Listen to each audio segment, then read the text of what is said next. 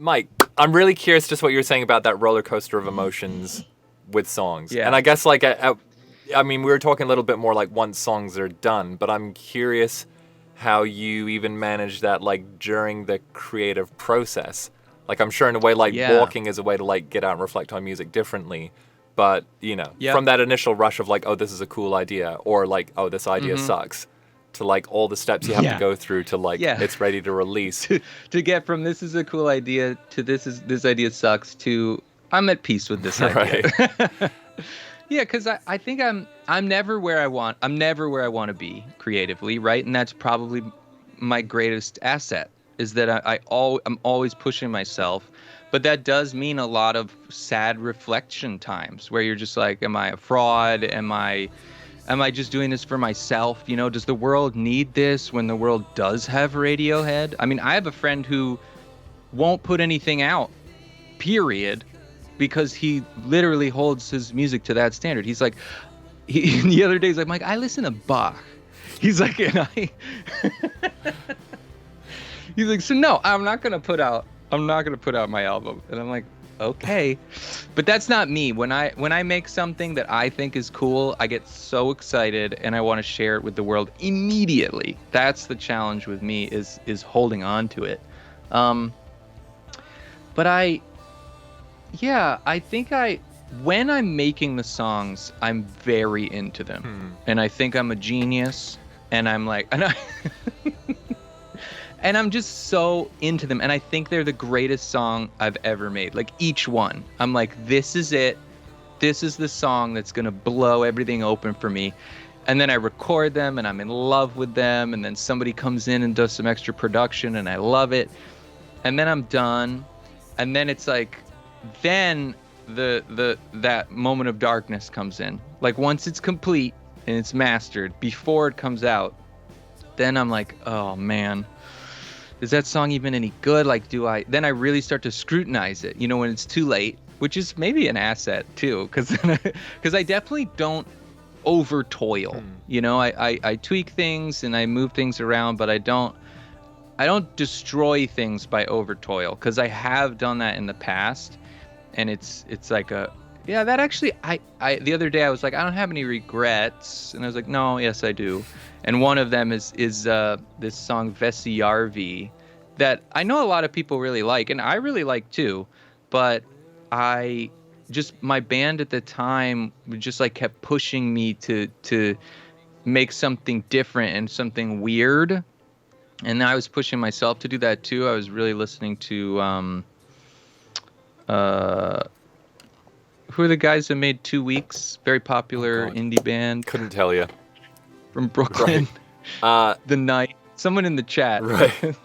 If it indie Anyway. band from Brooklyn, I think like Vampire Weekend or who else was from Brooklyn? The Thingamies, the guys with the harmonies. I mean, yeah, Ed Drost. Okay. And anyway, it doesn't matter. Someone will say. All I can think of is Deer Hunter, and it's not them. A Grizzly Bear. That's the one with the harmonies. Grizzly Yeah. Bear. Yes, exactly. The guys. I was gonna be the one with a house, but I knew that wasn't their name. Okay. Yeah. But anyway, I was listening to a lot of that, and I was feeling insecure about how non-weird my output is, you know, because I guess I think about it a lot, you know, and I've always made music that's way prettier than I wanted to, like in so far as it has rounded edges, you know, like my voice is very round. And my choices are very round too. They're very soft choices in a way. Even when I'm using distortion, it's like it's very diatonic but the music I listen to can be like really beautifully dissonant. So I was really pushing myself there. But I feel like in the process, I got too ego driven and just mangled the song. And I listened to the demo of it a lot. I returned to it a lot, and I'm just like, you know, that's like my my late night with a few drinks experience. Do you feel you were trying to prove something? Absolutely. Yeah. I was basically getting it from all angles. Like my friends were saying like, dude, you got to make your music more hard and more weird. And I was saying that to myself, and my band was saying that to me. And I mean, it's hard. staying on the right track. You know what I mean? It's like, and you really don't have much room to screw up. And I mean that's like a B-side on a popular album, so it's no big deal. But you know, if you take that too far to a full album, it's like where do you decide to stop your aspirations of what you want to be? And this goes for just being a human too. And decide to just accept what you are and what your place is, and just do that the best that you can. You know, I feel like that's probably the good place for an artist to be, right? Is just like, what am I, and how do I expand that to its very limits, versus like, who do I want to be? What do I want to be? Because then you're kind of like, then you run the risk of being inauthentic, I guess, which people hate. They really hate to hear that. So it's a really interesting thing, because I really believe in like pushing yourself and trying stuff, but I think the key thing you're saying is like in a true to yourself and authentic way. So it's almost, are you kind of saying like if you try to manufacture some kind of alternate person that isn't true to who you are, that's where it messes up? But if you remain... Well, it's like I would love to be David Bowie, right? But I don't have that in me. I could maybe fake it. I could maybe just decide, like, gun to my head, you're going to be like David Bowie, you know, but is that what I'm meant to do? Because yes, I totally agree with you that pushing yourself and striving for that extra that's probably also what can make you great.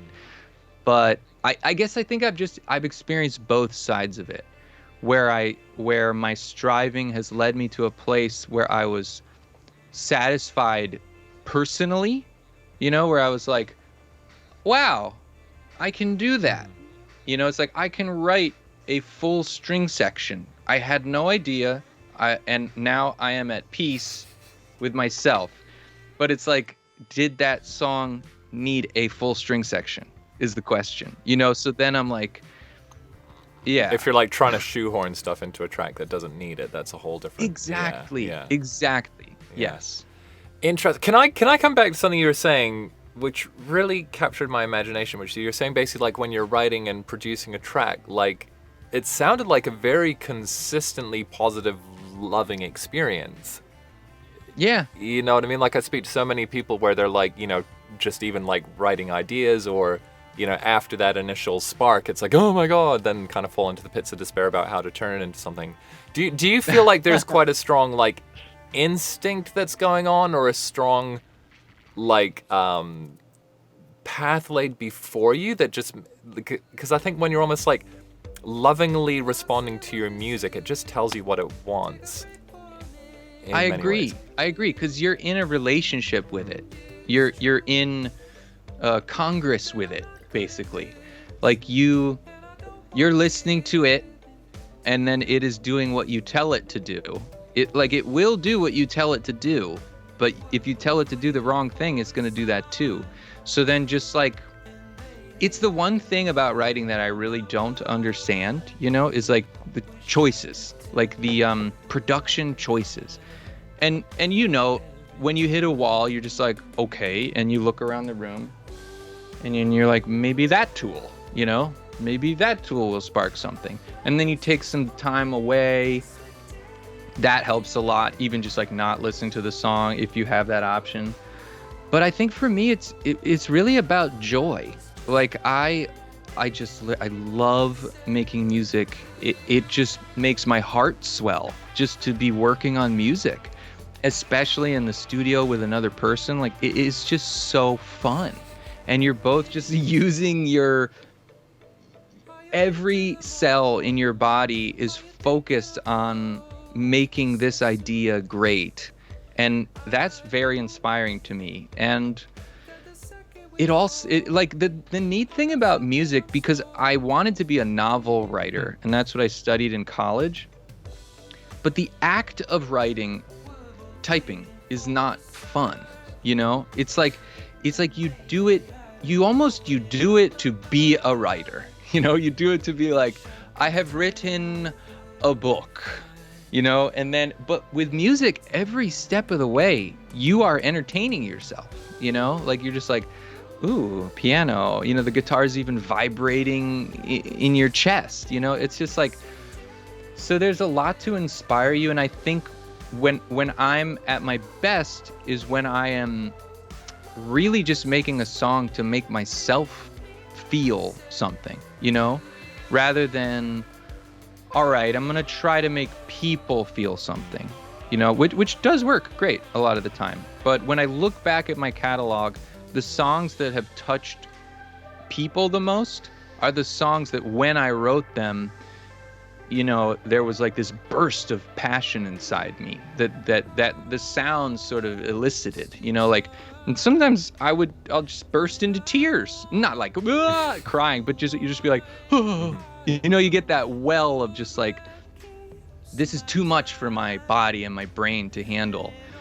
And that's like, whoa, I did it. I hit the magic spot where it's just like, I have transcended just the human realm. And that's just so amazing, you know?